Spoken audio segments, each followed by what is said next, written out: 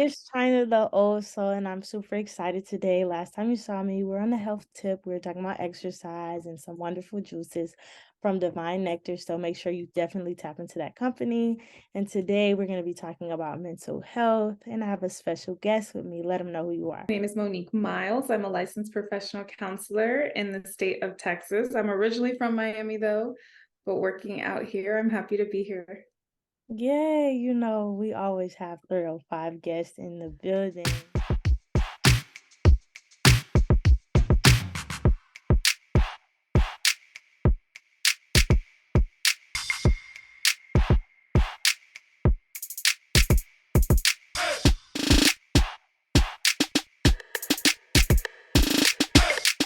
So before we go into your career, we want to get a little personal, not too much. I always tell my guests that not too much, as much as we want to tell. So what is something interesting that you feel like people wouldn't already know about you? Ooh, something interesting. I'm super tall. I'm super tall. My dad's super tall. Everybody's tall in my dad's side of the family. So I'm 6'1", he's 6'9", my husband's 6'7". So we just some giants over here. She ain't let y'all know, but I'm the tallest out of everybody, but we're not gonna talk about it. I didn't know if we were telling them the relation. I didn't know if we were telling them what's up. That's my cousin. Yes, cousin, cousin, cousin. So on a serious tip, your profession. When it Mhm. comes to therapy, period, it's like, I want to say a little bit shaky because you have a side that's like, this is for crazy people. Do not bring that up to me. You're crazy. Then you have a side that's more welcoming and open, like, hey, let's do it. If you need it, you need it. So why did you choose this field out of all the other fields you could have chose? That might get a little personal, but I'm okay with it. So I originally was going to school for nursing because my mom, your aunt, who passed away when I was a baby before you were born, she was a nurse. So all my life was like, I'm gonna be a nurse, I'm gonna be a nurse. That was just the goal. But then I got into the nursing school and I was like, I don't think I want to be a nurse. That's not for me. And I was super scared to tell my dad because I thought he was going to be disappointed, but he was not. So I switched to psychology because of a class I took. It was called developmental psychology, and it was about just how humans develop throughout every stage of their life. And I was talking to my dad about it, and he told me that when my mom passed, my brother, my older brother, went to a play therapist, and it was really helpful to him. So I got an internship at a play therapy office, and I was like, this is it. This is what I want to do. So fast forward, I did my schooling. I became a play therapist, and then I phased out of children maybe a year ago. So I work with 16 up now, but I started as a child therapist originally. Okay, let's talk about that. So the kids, I love kids. I was a camp counselor probably since the 8th grade. The children now though, they're a little different now. So we're not gonna get into that, but they're a little different now. So why Yeah. children? Because it's iffy with children too. I feel like you have to love children. Because if you don't love children, you do not need to go in the field with children. For sure, for sure. I have always loved children like you. I initially wanted to be a neonatal nurse, so I wanted to work with babies, and then I shifted gears, as I told you, but I always wanted to help children in any capacity. So when I found out about my brother being benefiting from play therapy and then doing play therapy in my program, I just thought this was the path for me to be able to help children in some way, shape, or form. What I realized though is it's not always the child, it's mostly the parent, the parenting, the environment, which Mm. is why I shifted out of children because we were doing good work. But sometimes I was sending them home to the same environment. And that was hard for me. It's not hard for everyone. It just wasn't conducive to what I wanted to do. I was kind of burning out, which is why I shifted to adults where I thought I could make some more change or have a more impactful change for me. A lot of clinicians are great with children and working with parents and things like that, but it was becoming a little frustrating sometimes for me.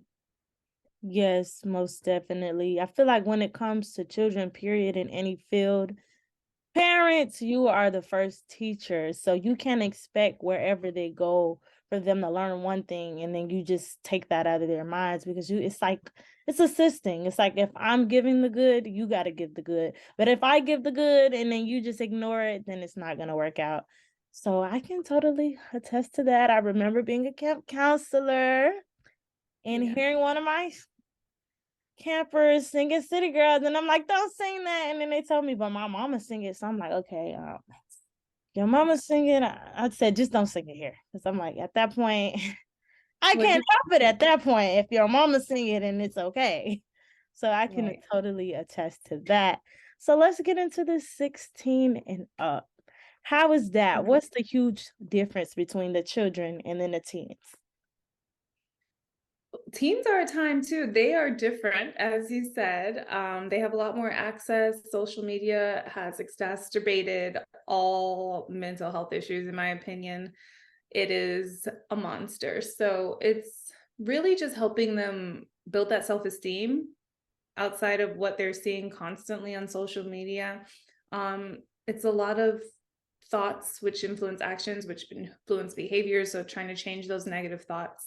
Um, Teens really just want to be heard. They want to be understood, which they don't feel understood by their parents, which is actually biological. Your teens will always think you are wrong. So don't take it personally. But they just want someone to listen at the end of the day. I think what therapy is just human connection, understanding, someone hearing you. So that's the biggest thing with teens. And when you're a teenager, you also feel like everything's the end of the world. So Yeah. helping them understand that it's not, that life goes on, but also validating that feeling because it's how you're wired at that time. Things are bigger, so validating that that's how they feel, but helping them see that it's not the end.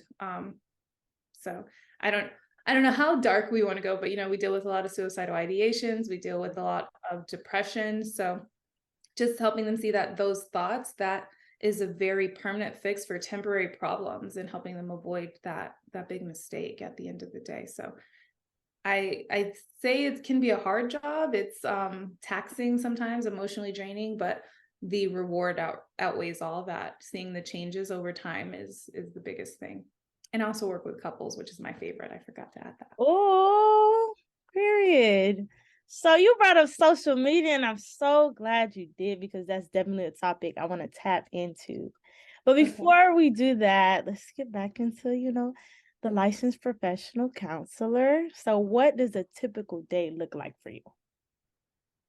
For me, I work in a private practice, so I kind of make my own schedule. As long as I see about 25 clients a week, that's considered full time. So I start around 10 a.m. and then I'll end around 7. Most people want to be seen like after work hours, after school hours, if you're seeing kids. So I start at 10 and around 6 or 7. I see probably 7 to 10 people a day, depending on how packed I am. And I try to fit in some lunch in there, some coffee in there at some points, but I only work Monday through Thursday, so I have Fridays off, which is nice. Oh, that's the pre-weekend turn up. So how do people how do people get in contact with you so they can become your client? How does that process go? We market on our website, which is here in Dallas, it's nourishplaytherapy.com, but we also have marketing websites that we use like Psychology Today, which is a huge platform for people looking for therapists or psychiatrists or psychologists. They have filters where you could put in your insurance, your preference for male, female, black, white, Hispanic, and you can filter that in and get matched with some therapists, and you just send us a inquiry and then we'll take it from there. But Psychology Day is huge. I get a lot of clients from there. And then I also get a lot of clients from Therapy for Black Girls. So I love Therapy for Black Girls. We are always looking for people who look like us to connect with, and Therapy for Black Girls is a platform that gives you access to clinicians who look like you. So I also get a lot of clients from there. Yes, and we're gonna definitely talk about that in the second segment. You're bringing the second segment into the first segment, but it's all good. It's all good. So Yes. this social media thing, Mm-hmm. I'm not gonna lie to you. I feel like social media really popped for me when I was in middle school. So before then, I was worrying about being outside, talking to my friends on the landline, not even on the cell phone. on the landline. So social media hits different for me. So I don't know how it is growing up in an era where you saw social media since you were born. So I can't really speak on that. But I feel some type of way as a person that does YouTube and Instagram and TikTok. So when I hear these commercials, I actually recently heard this commercial, and it was like some type of organization talking about how Instagram and Snapchat is taking the kids out, they're causing depression, and we need to go against these platforms. So I'm not gonna lie, I felt some type of way because I'm like, what about the people that's actually using these platforms to, make their money as well as do good? But then again, I can see the other side, from cyberbullying and other things like that that can be toxic to the mind. But I want to know from your mind, because I know you have social media as well, that influence to the brain. Explain that to me for like somebody that's probably going through cyberbullying or something versus somebody that, might not think it's that deep. They might think it's, hey, it's just social media. You can turn it off and you can turn it on. It's both, right? And I think I talked about how it's exacerbated everything. So a lot of depression, anxiety, things like that can be chemical. It's meaning it's how your brain is wired. If there's a chemical imbalance somewhere in there. But if you're dealing with that already, and then you add social media on top of that in a negative way, it just makes it 10 times bigger. So I think it can be, oh, it's just social media, you can turn it off. And I think that's okay for someone who's not dealing with all of these things, but for someone who is, and if they're using it, the algorithm, right? So if I'm looking up depressing things all day, that's what's going to show on my algorithm on Instagram or TikTok. So you're just inundating yourself with negativity on top of what you're dealing with in your brain or at home in your environment. It's just going to make it worse. So I think it can be positive, but there's another side of that too. So like you said, I have social media and I don't see anything wrong with it. I think if you know that your children are susceptible to certain things, just monitoring it, being open with your kids about what they're seeing, trying to have an open door for them to talk to you when they are feeling certain ways, and really knowing what's going on, especially at a younger age, because they have so much access that we didn't have, right? Like you can click a button and see anything. So you definitely want to just be aware of what your kids are ingesting, because you digest what you ingest. So what you're putting in, you're seeping in, it's staying in you. So, I mean, it can be positive, but it can be negative too. You just have to be on top of it. Yes, like you mentioned earlier, when it comes to people, period, whether you believe it or not, everybody wants that listening ear. Everybody wants that ear that's not going to be negative or be judgy. They might tell you something, that you might be like, whoa, that's crazy. But I feel like as people, some of us can be like, okay, it's going to be okay. And then others are like, you crazy. So I understand that point of wanting a listening ear. And then when it comes to positivity and negativity, I feel like with everything from driving your car to other regular everyday stuff, it's always going to be a positive and negative reaction or action towards it. So for me, I feel like, especially with kids, because kids, they going to repeat everything you say.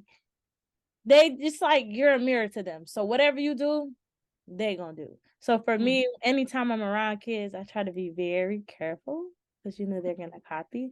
So I feel like for the parents, not telling you how to raise your kids, because I know some people get mad, like, oh, don't tell me. I get it. But you have to talk to your kids about what they see. You can't let them see something negative or something that you feel is inappropriate and then just shut it off and act like that didn't happen, because you never know. They might go on social media or YouTube and research it up, and now they're watching it behind your back. So I would definitely encourage anybody, parents, friends, talk, be that listening ear. Don't be judging. So speaking of judgments, because I know you hear a lot of stuff every single day.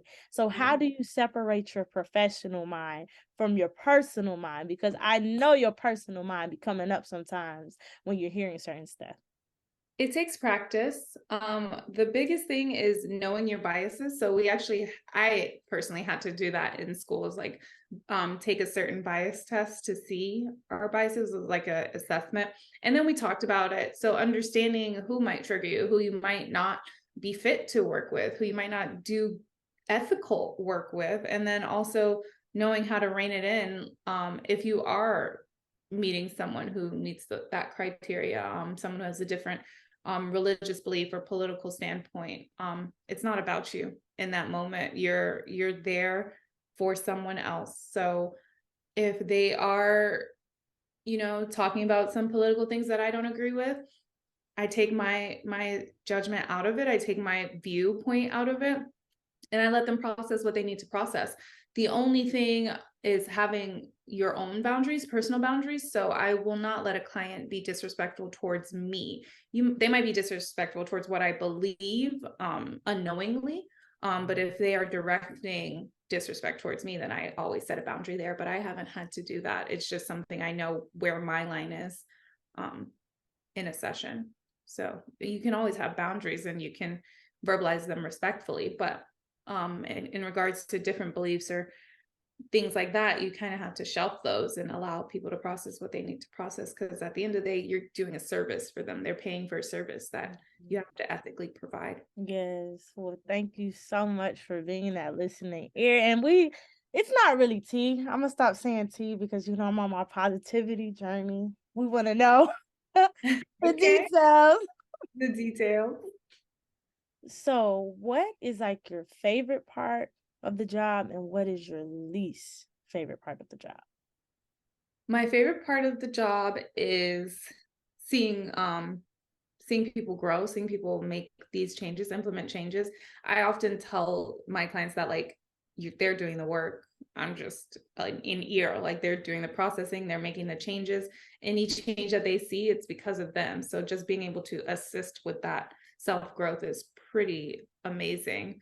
The hardest part is it can be emotionally draining.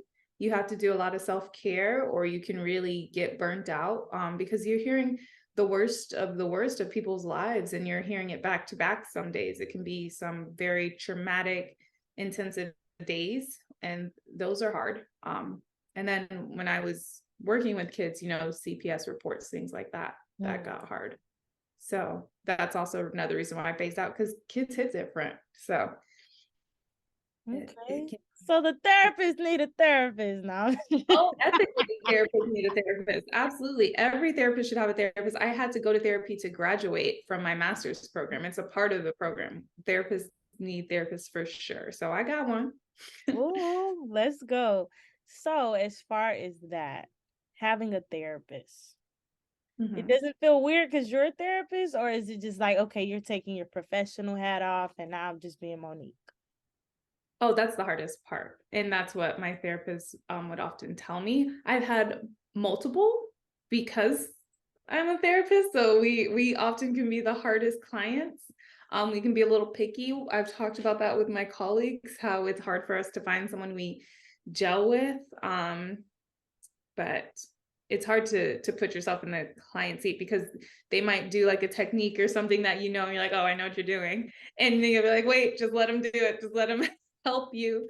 So it is hard to be a client sometimes, but it's necessary. Okay, so let's tap in a little bit more as far as, treating your mental. So what do you do outside of the therapy sessions? Let's just say you don't have therapy scheduled that day and you heard something that was just like so crazy. Like, what do you do to soothe your mind? I take walks. I love walks. I even like, if a client cancels and I have an hour in between, I'll take a walk. It's hot in Texas right now, so it's getting a little difficult to do my grounding walks, but I love to take walks. I love to listen to music. I have a method when I close my computer at work. Work is done. So I try to leave it at the office. If I'm working from home, I try to leave it in this room where I do sessions, just trying to really detach. I also have my own little method if things are like super intense in the session. This is going to sound crazy, but this is what works for me. I put like a force field around myself visually. Have you seen The Incredibles? Violet, her little force field. Oh yeah, I was thinking really hard. No, like I visualize my force field for like negative energy, so I don't take on my client's energy. I try to like put a barrier in between me and their energy, so I can be there holding their trauma in that session with them, but I can also give it back at the end of the day, and I'm not taking it with me. That's just my visual that I use as things are like extremely hard that day. But I have little tricks and techniques that I try to do so I don't carry it. Because I always tell my clients, like, when you come in here, I'm carrying it with you. When you leave, I give it back. Mm. And that's also to help them when they're helping their loved ones as well, because we tend to take on the issues of our loved ones, and that can, create some more issues for ourselves. So having boundaries is super important. Okay, I really want to talk more. We got another segment where you can go way into it, but I'm gonna end the first segment like this. So you spoke about you're carrying it with them once they come in the room, and then you let it go out. So as far as me, sometimes I'm that friend where they want to call me and tell me everything, and I'm just like, I'm not judgy or anything. That's not my Mhm. MO. However, it definitely can be draining sometimes because it's like you hearing this, you hearing this, you hearing this, and then you just like that side of your mind is like, what the? But then you can't say that. You got to be like, all right, it's gonna be good. So how do you get that technique? Because sometimes I need that technique. Because after I get off the phone, I don't even know what to do. I'm just like, did I just hear this? It takes practice. I often talk about how when I was in my master's program, when I was in school, I was super empathetic. Like, I took on everybody's everything. And I felt myself kind of shift and change to where I could turn that on and off. And it felt like a different person. And at first I saw it negatively, but then I realized, like, if I'm not able to turn this empathy switch on and off, I will be like just taken over. I will feel everybody's everything, and that is not sustainable. I won't be able to be a therapist for a long time if I can't, turn this on and off. So I kind of filter it to where I can hand it back to them. I've learned that's how I turn it off, by giving it back to them at the end of the day. Not meaning that I am not caring for them throughout, but just it's not weighing on me throughout the day. Like, I helped you through this for our time today. We'll get back to it. I'll get back to it when you come back to me. I'm not going to carry it with me throughout the whole week. So kind of being present in the moment, and then knowing when that moment is done for that client. So I can then be present not only with another client, but even just be present at home with my husband, right? Like, if I'm still holding on to everybody's everything that day, what am I giving him? What am I giving myself? Mm. So knowing how to be present when you are caring for someone, but how to also give it back to them when you're done. Okay, all right. So I got it. That's my tip for the day. You heard it in that moment. And now when you off the phone, move on to something else because you had that moment already. And you So we gotta let learned so much in this session. We got a little personal, not too personal, because on this show, you say what you want to say. I'm not gonna beat you over the head about what you got going on.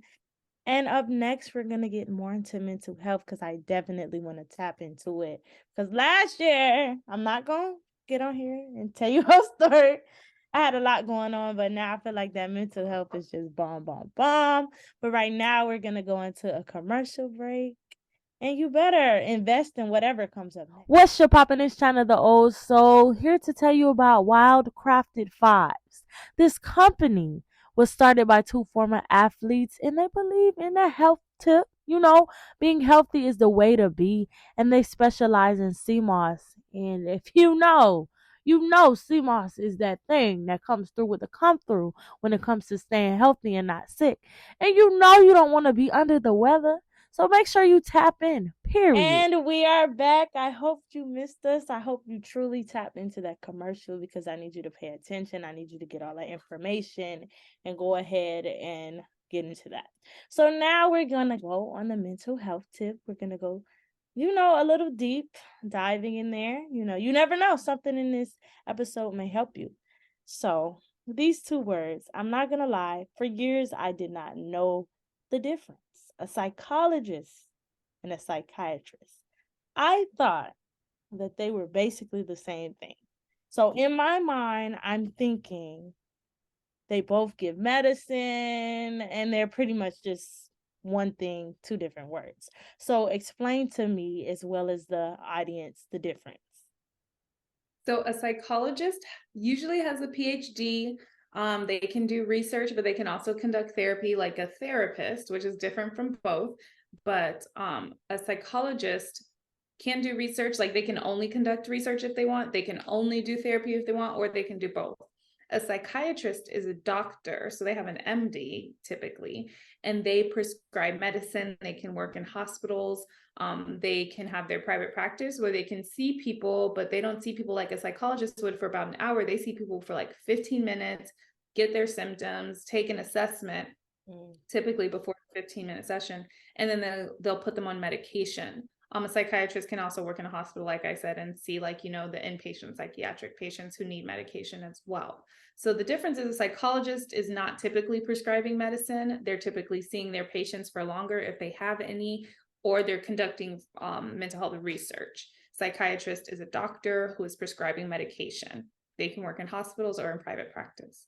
And then a therapist like me, we only see clients. We can have a PhD sometimes, but you only need a master's to see clients clinically. You see people like for an hour. You can work in hospitals too, but you're having sessions like therapy sessions, more clinical work than a psychologist or a psychiatrist.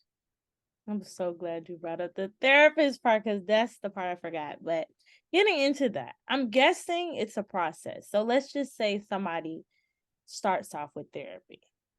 And then that therapist is like, okay, yeah, I think it's going beyond like just talking, beyond just getting through these things. How does that process go for you to refer that specific client to that next level of a psychiatrist or a psychologist? Okay, so I'm going to break it down for you. It's going to get a little deeper. So I'm going to give you the levels of care. I'm going to start from the bottom.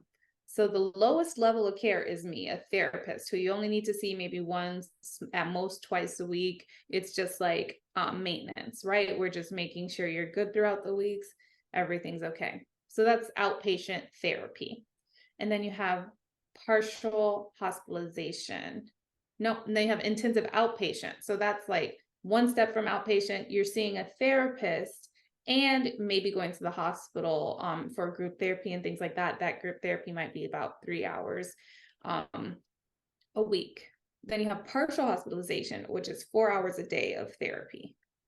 So that is when you are unstable still. You still need to have intensive therapy. And then you have inpatient. That's when you are a threat to yourself. They do a 72-hour hold. You need to stabilize. So you have hospitalization, partial hospitalization, intensive outpatient, and outpatient therapy, which is me. Those are the levels of care. If you're at the highest level, you are severe. You might be a danger to yourself or others. You're in the hospital. Lowest level, you can have therapy once a week, maybe once a month. The goal is to get you out of therapy, right? So we go weekly, bi-weekly, monthly, as needed. I always say as needed because everybody needs a checkup here or there. You're not leaving forever. So those are the levels of care. If I'm seeing someone and I see that their depression hasn't improved through our sessions, our weekly sessions, they seem to be in the same state, I'm thinking this might be more chemical than mental, emotional. This might be something that regular therapy, talk therapy, or even intensive therapy like EMDR, which is trauma therapy, can't help with. I would refer them to a psychiatrist. Now, psychiatrist doesn't mean highest level of care. It just means medication. You can be taking medication and be on the lowest level of care. Does that make sense? Yes. So what medication does, it just stabilizes you. So we can then talk about the trauma. We can get to that stuff because you're at a baseline, is what I call it.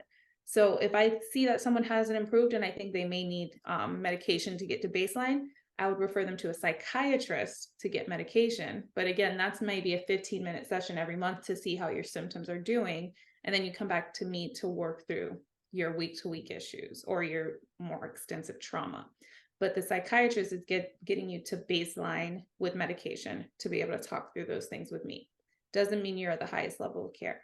Psychologists you can see instead of me. So that still doesn't mean you're at the highest level of care. You're just getting therapy with maybe a doctor instead of a master's level clinician, but it's not a huge difference. So the levels of care are really the difference between severity. The psychologist, psychiatrist, and therapist can be seeing at any level.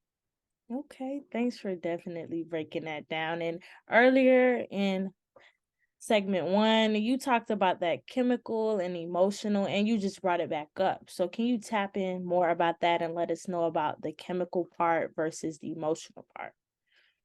So you can have life events, right, that alter you, and that creates depression or anxiety. Everybody knows these big life events that can cause depression or anxiety.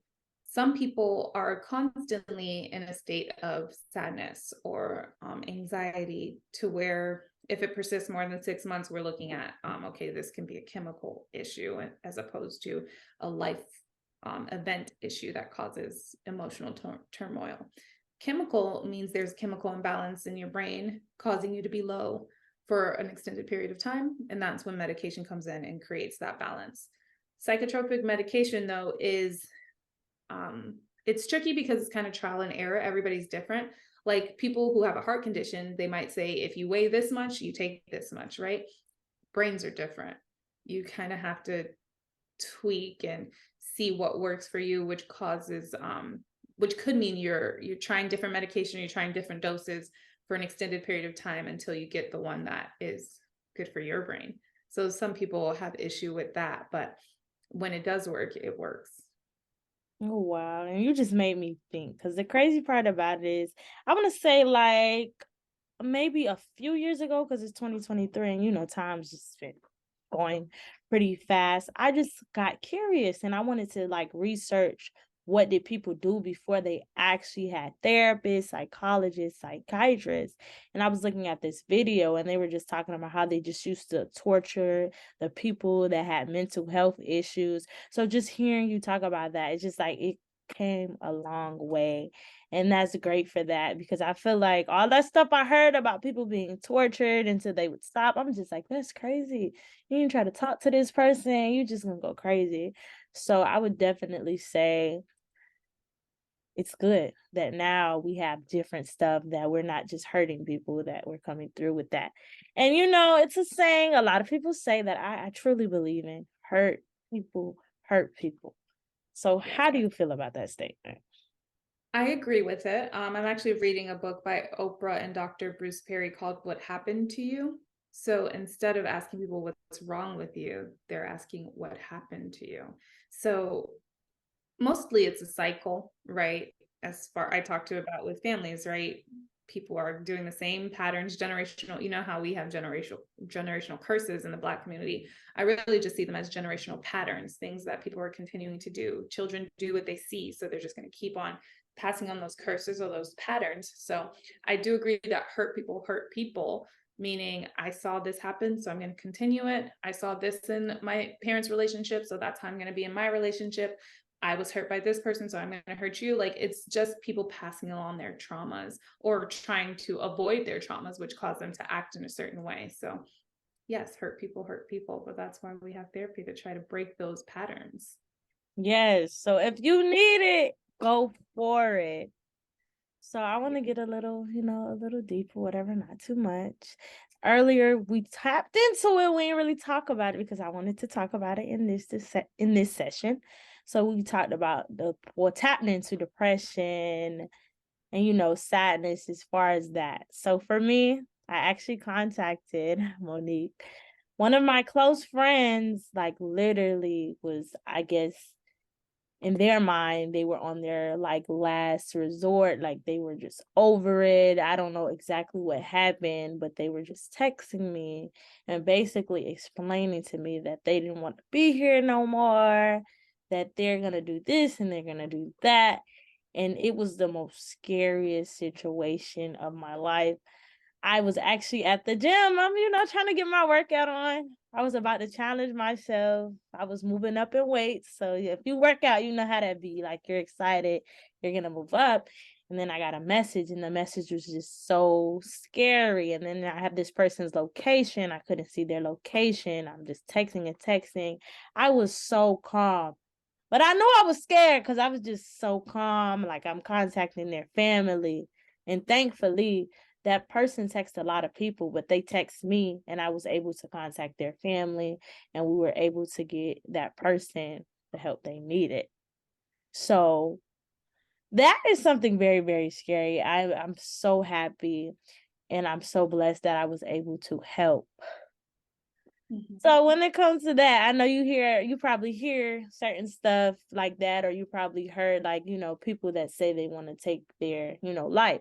How do you deal with that? Because for me, that was, a lot. I have a professional mode that I go into where you talked about that calm. It's a serious situation. So we have our assessments as far as like the severity of their thoughts. And based on where they land on that assessment, we go into go mode. Go mode being, okay, we need to get them safe, meaning to a hospital. Do we need to call their family members to get them there? Do we need to call the authorities to get them there? Can they take themselves to the hospital? And if they're not at the highest level of risk, then we just talk to them. We'll have a crisis session and try to get them to that baseline that we talked about, which could involve coping skills. It can involve coming for an emergency session or a phone session, whatever we need to do. But I think I just go into professional mode.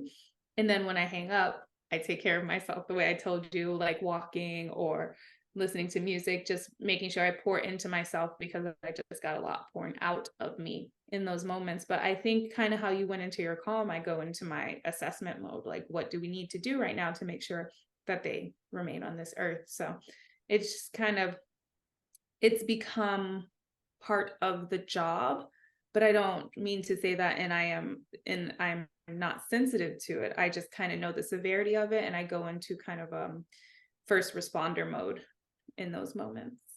Okay. The biggest thing is the assessment, like how high a risk are we right now, and then we move from there. Okay, that's lit. Cause I know that took some time because as a human, period, like not having the degree and just having to deal with that, that's a lot. That is a lot. And that made me just think, I don't know, my brain just be burning sometimes. It be going everywhere. That's also So why we need therapists, because your brother, sister, friend, they're not always equipped to deal with that. Like that's who you can go to for support, but that's heavy. That's heavy. yes, So that's important to have extra support. yes, most definitely. And if it was my friend, I would handle it differently than my client, right? Because that's a different relationship. So yeah, it's different for sure when you're dealing with a loved one, a close person to you.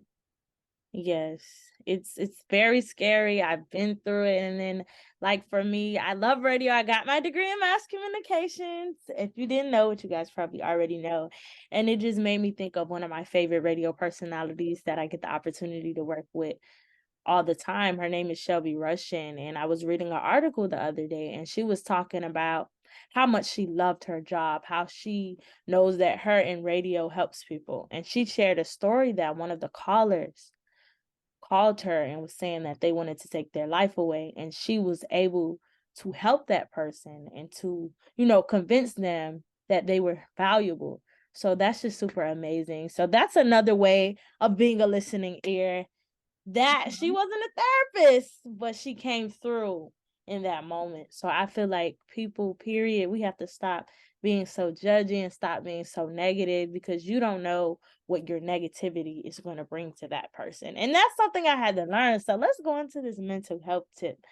I truly believe mental health is very, very important. You might not have that level where you feel like, or not necessarily you, well, your psychiatrist or psychologist or therapist feels like you have to go to that medication level, but your mind can go crazy sometimes.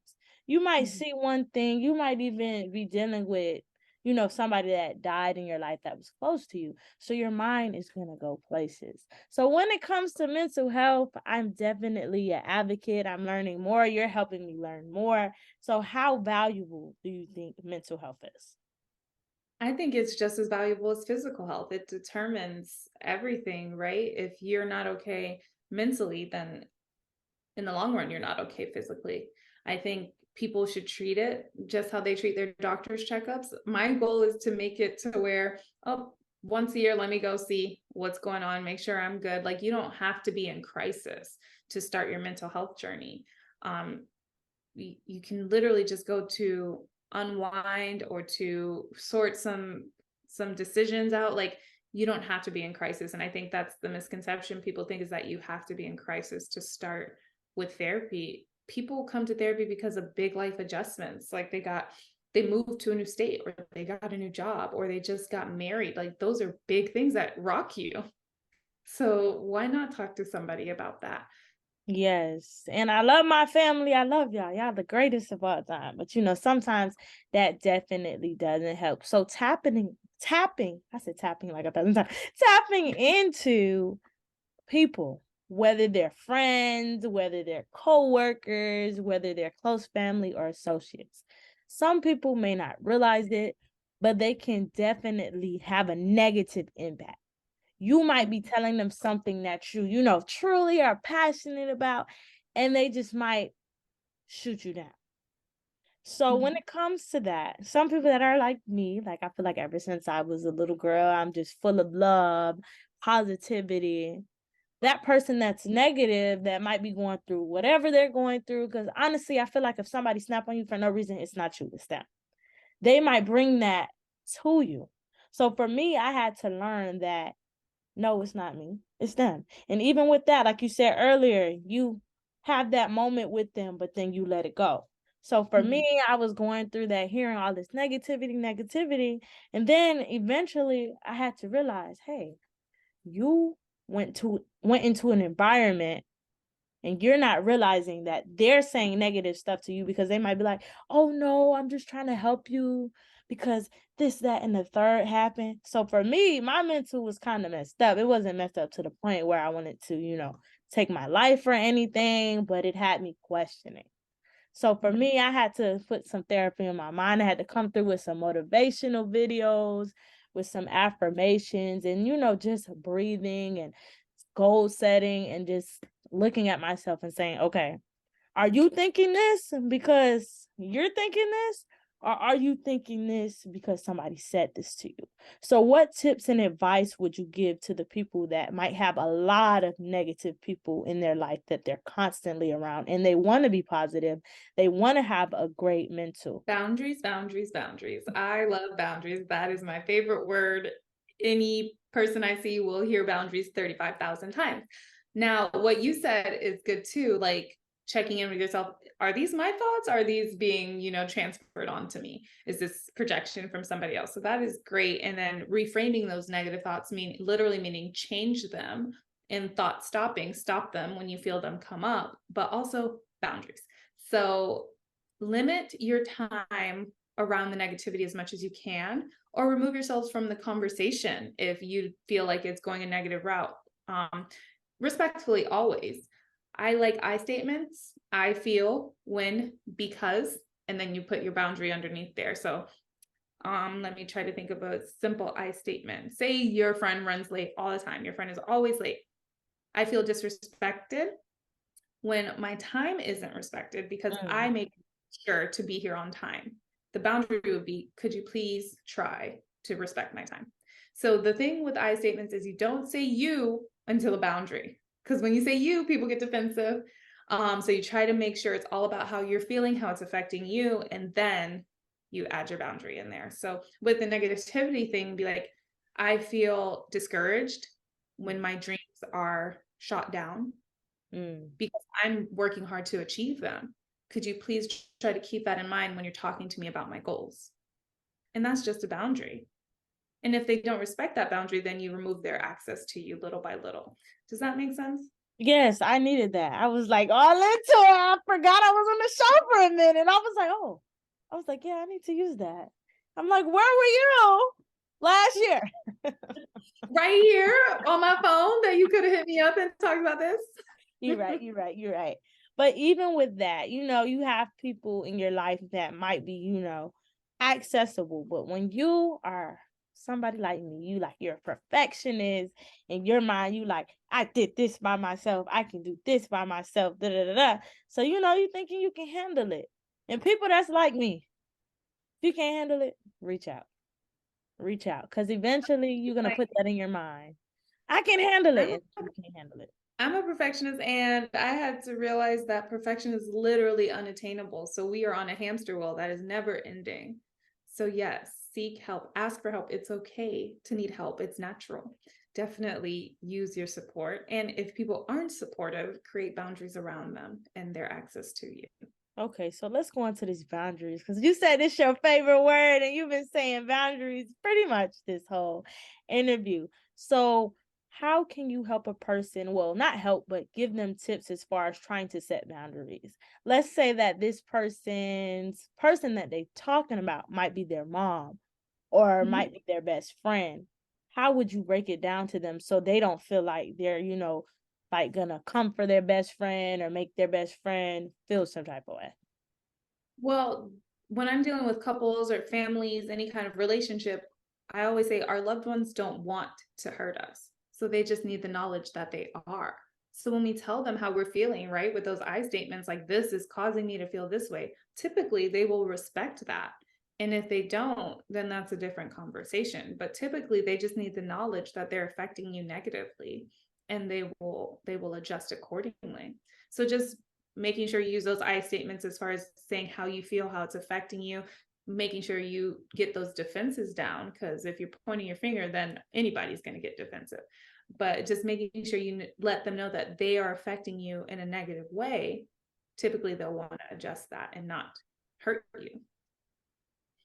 Okay, so let us know those statements again because I felt like they were very helpful and they made me think about certain situations. I started going back in my mind, like, okay, maybe I could have said this and this person wouldn't have felt like this way. So let us know those statements again. So it's I feel, when, because, and then your boundaries after that because statement.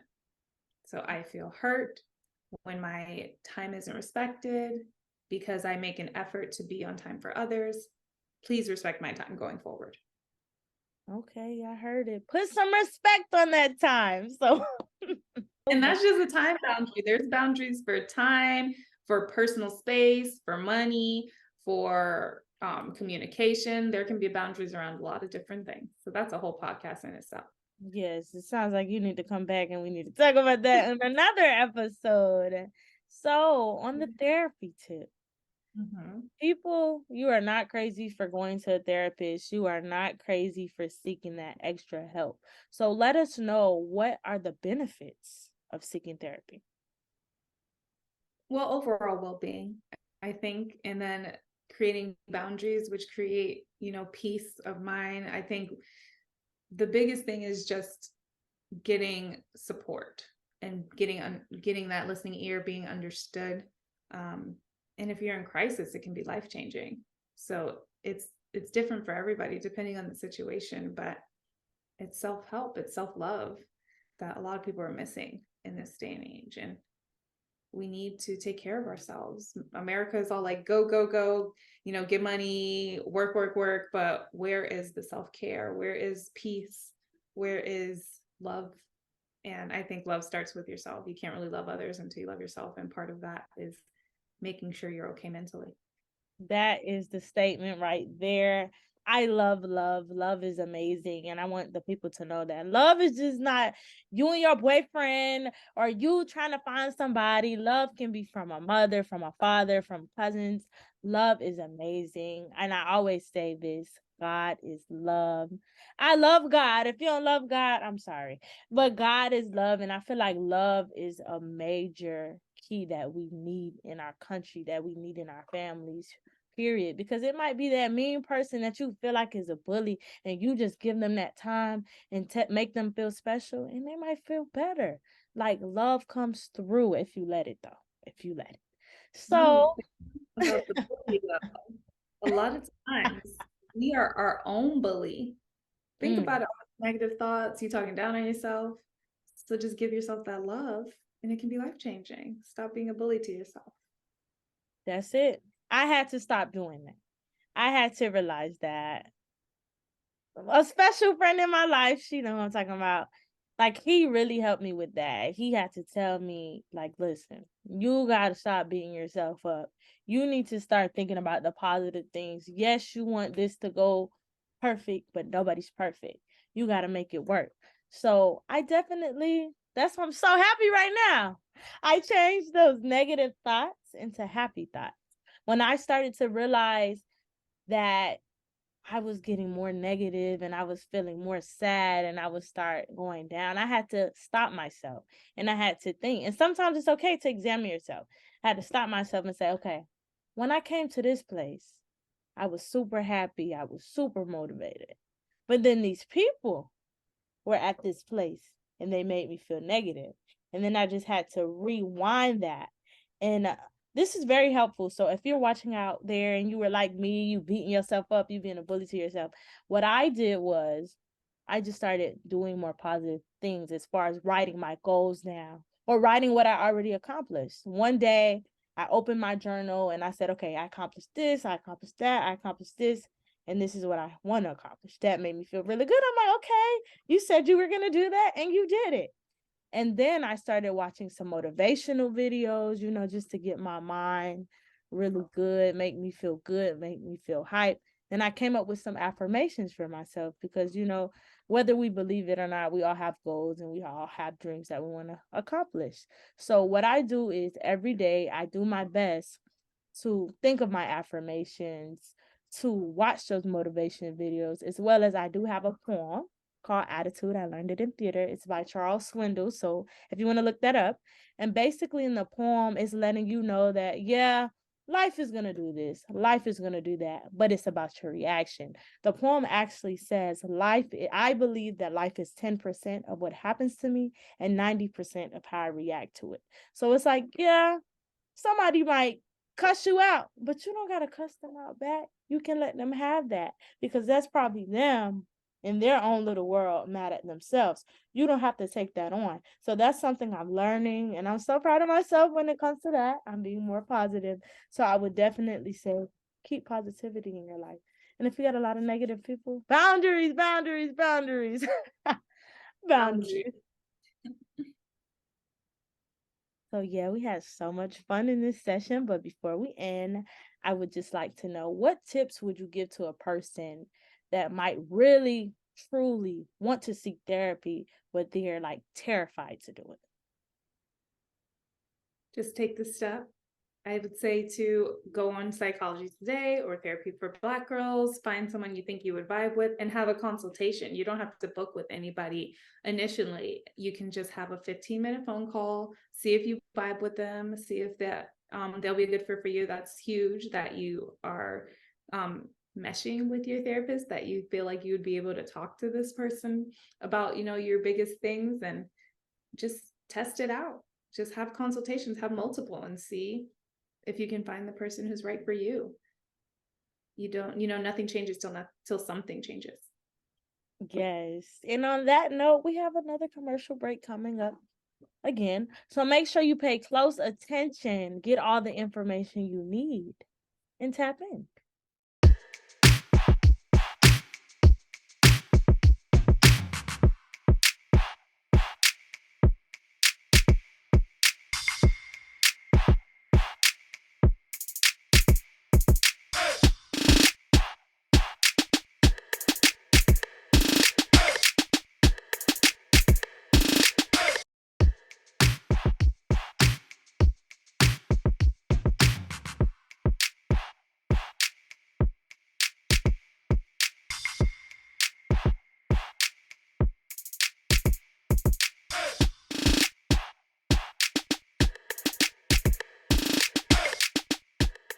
And we are back again like we never left. I know you learned so much in the beginning, the first session, to the middle of our interview. And now we're coming to a close, but we're not going to close right now. So calm down.